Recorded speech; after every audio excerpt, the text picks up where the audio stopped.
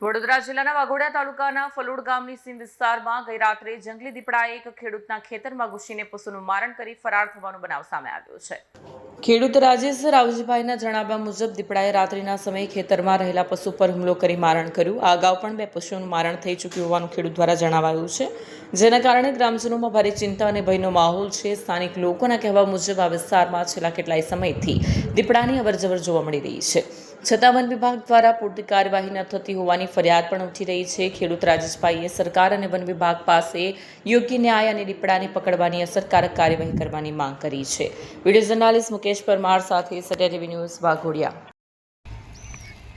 આજે ગામ ફલોડ, તાલુકો વાઘોડિયા, જિલ્લો વડોદરા અમારે ખેતરમાં રહીએ છીએ અમે, અને મારે આજે ત્રીજું નાનું પાડું પકડી ગયું, દીપડો અહીંયા ફરે છે।